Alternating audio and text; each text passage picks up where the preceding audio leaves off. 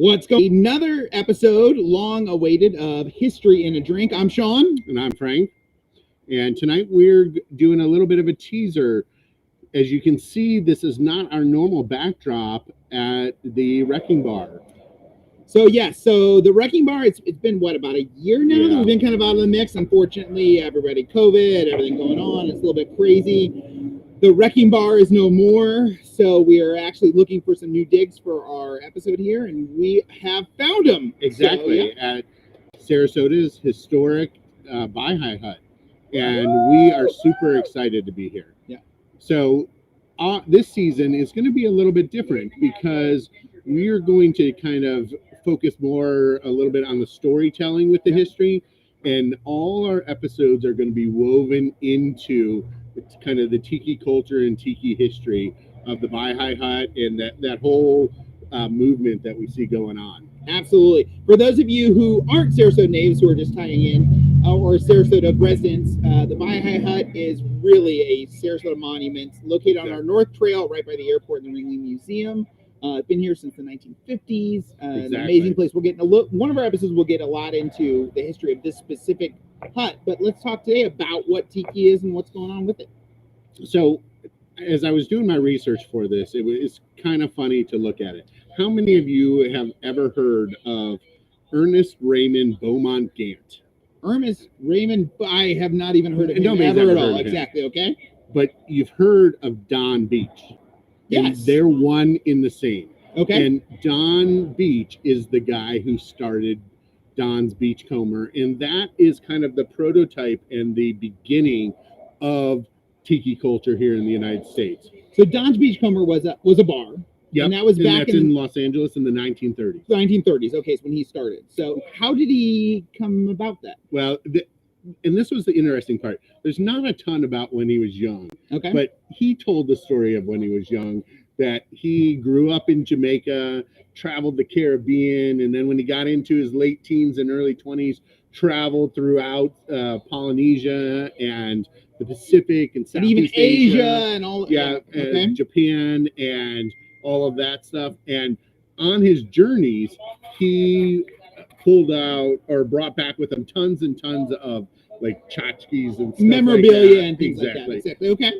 And that's what he used to decorate his bar when he got it. So when he finally landed in LA, he decorated Don's Beachcomber Bar. Exactly. And that was the famous first tiki bar. Exactly. So it was a very true American bar. Exactly. Even though he was worldwide and all over the place, it was the tiki experience is an American experience. Exactly. It's an American experience. It is bringing together a lot of different cultures into one place.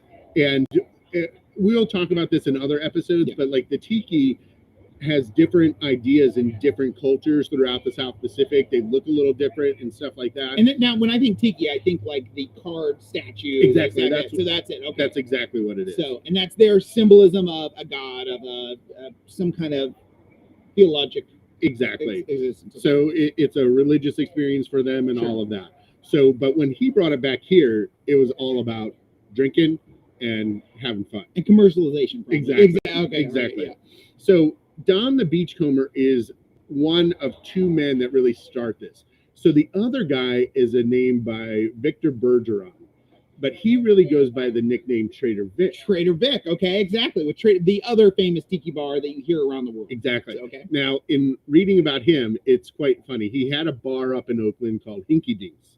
Okay, Hinky Dinks. And he comes down to Los Angeles. He's going to different bars. So this is still 1930s. 1930s. Okay. He goes to Los Angeles, checking out some other bars, walks into Don's Beachcomber and falls in love. And he steals the whole idea and takes it back to Oakland. Okay. Well, I think Oakland, I don't necessarily think tiki. Exactly. So. But that's where we get Trader Vic's. And so both of them eventually are going to franchise and be around the world. But they're really going to take two different paths.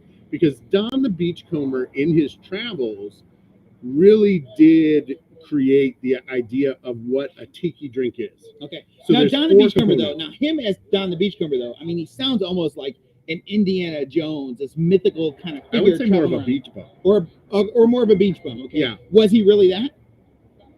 That's the whole thing. I don't know. We have there's no real history of what he did when he was young, except for what he tells you. So it's just like any other autobiography. There's a lot of bias in there because he's selling himself. And that whole idea of Don the Beachcomber sells his bar. And I would think also too, before Google and that we could check everything and do it. Exactly. It's it's whatever story you make up that sounds good. So, Exactly. So when we look at the two of them, so in Don the Beachcomber's travels, one of the things that he finds is these different ways to make drinks. And he really focuses in on rum. And he's going to call his group of drinks the Rum Rhapsodies. Okay. And it's RHUM. Oh, okay. Which RHUM is different than regular RUM. Yeah. So RUM is made out of the molasses, which is a byproduct from making sugar. Processing sugar. Exactly. Yeah. Now, RHUM is rum made directly from the juice that comes out of the sugar cane From the plant. fresh squeezings. It hasn't been Exactly. cooked. It hasn't been melted Exactly. down. It hasn't been done outside. And so they each have a unique taste. And what he did is he began blending those rums. Okay. Right. So in one of our past episodes, we talk about Papa Pilar's rum in the episode about Pilar and Hemingway. Which Pilar's rum, the Pilar company that makes rum distillery, is actually funny because they don't actually distill their own stuff. They actually go around to different distilleries and take those rums and blend it into their own mix and actually have created their own flavor based on other people's rums. So it kind of sounds like the same thing. Exactly. And when you went down there Yeah. and you went to their blending room, I guess Yeah. it would be called, and he took their light rum and their darker rum and mixed them together, and the taste, that's Completely different flavor. exactly, and we both like that better Yeah. than each of them individually. So that's one of the key things that he brings in. Now, a tiki drink has 4 components. Okay. All right. So the first one is sour. So it's like some kind of citrus, whether it's Lime, lemon, and yeah. grapefruit, orange, whatever. Okay. Right. Then there's sweet. Right. And this is some kind of syrup, like a simple syrup. But what I have found out is like what Don the Beachcomber did is he made his own special syrups that had different herbs and things in them to add that extra flavor to it. Okay. Right. So that the second one is sweet. The Yeah. third one is strong. So that's your liquor. Okay. All right. And so it was a blend of different rums of from different places and stuff like that Sure. that he figured out in his drinking days. And then the last component is weak. And so that's like water or ice or something that dilutes it down a little bit. Okay. Right. Because what I've seen in a lot of the drinks is one of the key components is like an overproofed rum. So that's like a 131. So make them a little stronger than yeah, what they are. Exactly. And Exactly. they've got to water down to actually make it more of a cocktail. palatable. Sure. Exactly. Okay. So it's those 4 components, but the key component in the tiki drink is actually the spice. So And that's put into the weak portion, or that's put into the sweet portion, that's or it could be in usually either put- one. It could be in either one. Okay. So usually it was put into the sweet portion where he would mix some kind of spice into the simple syrup. Yeah. And we can make tons of simple syrups So- that way. It sounds though like everything was kind of almost like some kind of secret concoction. Exactly. So is that one of the other pieces with a tiki drink? Exactly. So going all the way back to Don the Beachcomber, tiki drinks are proprietary to the place that they are from. And so that's going to be one of our differences this year is usually we would be making you a drink and then drinking it. Giving you the recipe, doing that. Exactly. We kind of can't do that now because they're special secret. But the nice thing is we're actually out in a place where you all can come to the Bahia Hut in Sarasota and actually have the drinks that we're talking about. Exactly. So on Wednesday or Thursday, I'm going to put up on here some kind of generic drink for those of you who watch us someplace in Sarasota so that you can make it and still participate with us while we're drinking it. So, because I think that to me is kind of part of the fun is being able to taste it. And that's Absolutely. what I think our show is really about. And for those of you who don't know, we're actually down here in lovely Sarasota where it's absolutely the most beautiful evening of all. I know I got a son in Minnesota right now who's freezing his took us off. Exactly. And I think most of the people up north, so sorry guys, it's absolutely beautiful here in Florida tonight. Exactly. So now I'm wearing long sleeves because my blood is thinned out, Yeah, but it is beautiful. I could be in shorts right now. Exactly. So Don the Beachcomber Okay. created those drinks. Now Trader Vic, he couldn't break in and get the recipes because there was no way for him to because it was a formula. So at the original Don the Beachcomber, how did Don do it? at the original Beachcomber, he had 4 Filipino bartenders. Okay. Right? So we had a language barrier, first off. True. But they weren't up at the front bar. Trader Vic and some other people were at the front bar, and they were behind the bar in like kind of a kitchen area. Yeah. And they would just be told which drinks to make. And so it was literally a formula. It would be like so much of jar 1, so much of 2, so much of 3. A splash of 4. Exactly. And so they didn't even know what were in the jars to do that. So Don the Beachcomber was really the only one who knew the recipes. Exactly. Okay. Exactly. And so I think that's kind of a thing that we see in a lot of tiki places where the drinks are proprietary. They want to keep their secret recipes and stuff like that, which I think is really kind of cool because the Mai Tai here might taste a little bit different than a Mai Tai somewhere else. And actually here, what you're going to see on the menu here is they have multiple different Mai Tais that you can try. Yep. But there's still a 2 Mai Tai drink minimum. limit. Only 2 drink minimum. That's not minimum, but there's only 2 drink drinks maximum. 2 drink Mai maximum. Tai Exactly right. for the original Mai Tai. Yeah. So that is going to be kind of the different path because Trader Vic couldn't get any of those recipes. So he begins to blend different liquors like vodka, gin, rum, brandy. Well, whenever I think of Trader Vic, I always go to, for any of you who's the old Warren Zevon fan, there was Werewolves of London. And he jokes about there's a werewolf drinking a pina colada at Trader Vic's. Exactly. So, and that's the funny part because a pina colada actually doesn't make into the category. Exactly. Yeah. Because it's mostly just coconut, a little fruit juice, and the alcohol. So that doesn't really mix, but he begins to create these drinks that are mixed, and it really explodes because everything up until that time is like 3 components. It's like a old fashioned or a Manhattan or a whiskey sour or something. I think like a Madman in the 20s, just drinking their own Madman's or 50s. I'm sorry, but either way, the 20s, the Roaring 20s. Right, exactly. The Roaring 20s with F. Scott Fitzgerald and Hemingway just drinking straight rum and whatever. So that is going to be kind of the 2 paths that we see. So some of the drinks that we talk about over the season may go down the Trader Vic path. Okay. Some of them may go down the Don the Beachcomber path, and we'll talk about that as we're talking about the drinks and letting you guys know which it is and all of that kind of stuff. So we're in the 1930s. We're talking about both these guys here too. Mm-hmm. Where did they? Obviously, both of them have gone worldwide. Exactly. So that was one of the really interesting things. Is both of them are going to franchise their stuff, and it is going to go worldwide. And it's because of World War II. So you're going to have actually Don the Beachcomber gets drafted, and he goes off to fight. And who runs his bar while he's gone? Well, he leaves his ex-wife in charge of his bar. Oh my goodness! All right. And she, already divorced. Exactly. She is a much better businesswoman than he was a businessman. Because in that time, I believe she franchised it 25 times. Oh my goodness! Across the country and across Europe and stuff like that.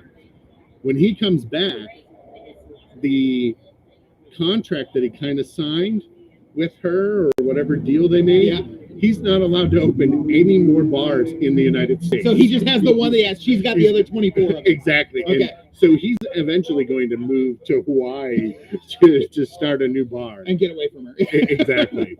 But she was definitely the brains behind getting it out there. And Trader Vic's is the same way. He's going to spread that. And part of it is because the tiki idea is going to be this idea of escapism. Yeah. So these men who come back from fighting in the Pacific, in the Philippines, on any of the in islands, Japan and Hawaii and all over, really, they had this culture that they brought back with them. Exactly. And so for a lot of them, it signified when they were on R&R and the relaxation and having a good time and stuff like that. Yeah. And so when they came back and they could go to these places and have these same kind of drinks, it was that same kind of escapism. And, today it's the same thing. It's an escapism from the outside world here. Yeah. You're stepping back into the 1950s and it's a ton of fun. Well, and it's so funny because we see these just culturally how we change. We see this beach format. Mm-hmm. We look in the 50s and the Beach Boys and that and 60s, and then even go in the 70s and we see the rise of Jimmy Buffett in the 70s and 80s, and we see just this returning culture of this relaxing beach fun culture. Exactly. And the tiki is kind of where it all starts. Yeah. So the fun part about this is going to be looking at these different drinks and trying them out as we go through. So as you can see, we're in a new place, and as we look at the Tiki Hut, this is going to be our home for the next 10 weeks. Yep. So tonight we decided to start off with their beer. So they have a couple drafts, and this is a local brewery called Calusa. And Calusa is actually one of my favorite breweries here in town. And it is their Zote IPA. Which is a hazy IPA. You guys can see how cloudy it is. And it's wonderful. So you don't have to come down here necessarily and just drink the Hawaiian drinks and stuff like that. They are a beer bar and have all of that kind of stuff as well. A little bit of light food, a little bit of around too, so we get some food. Yeah, exactly. So that's going to be part of the fun, is you can come down and try some of these other ones as well. So as we look at our season going forward, we really would like to have you guys all come down and visit with us here at the Tiki Bar. Absolutely. And not only are we going to be doing just our broadcast, which is going to be fantastic, but Frank and I are actually going to host a trivia night afterwards. So you guys from the north come down, have trivia in the tropics, have some fun. We can drink, we can have some fun, we can learn some history, and have a great time all the way around. Exactly. And our trivia is going to be just really for the fun of it. Yes. And it's not this super competitive stuff like I've seen at some other places with some of the people I work with, and they have to do that. We want to have fun. And there are going to be prizes though. There are going to be prizes. Yeah. So that's going to be one of the fun things. So you can make it a nice 2-hour block, 3-hour block, come down, hang out with us and do that. So it'll be all the way around. So that's basically our little teaser for tonight, kind of where we're coming from, where we're at, and where we're going forward next Monday night. So you'll see us on Monday nights. Going forward, we're on Facebook, we're on YouTube, and we can do a podcast as well. Exactly. We're going to have a podcast in a little bit as well. And we're going to try out different platforms and stuff like that as well. So if there's one you want to see us on, please send us some information. The absolute best thing, though, is to come see us live. Right, guys? Hey! It's a good night here. So on our Facebook page, we have a QR code where you can go, and we have a whole bunch of different places that you can go and look for us. And please subscribe. Please give us some ratings and all that kind of stuff, because that's how the internet works, is with ratings. And for those of you who are not familiar with the Baha'i Hut, you need to do some research. Go take a look. Google Baha'i Hut, see their menu, see what's going on, because it's absolutely delicious. Learn the jingle. And learn the jingle as well. That'll be part of an episode later on. So exactly. We're not down. Baha'i Hut. Yeah.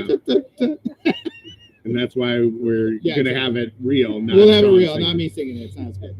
So we're looking forward to seeing you all come down, and we'll see you next week for episode 1. Absolutely. And our drink next week is going to be the world famous Mai Tai. Exactly. All right. I got to warn you, guys, there are only allowed 2 of them. That's exactly. That's how the rules go. All right. So you may see us have our 2, and then we're done for the evening. Cheers, sir. Cheers. Cheers.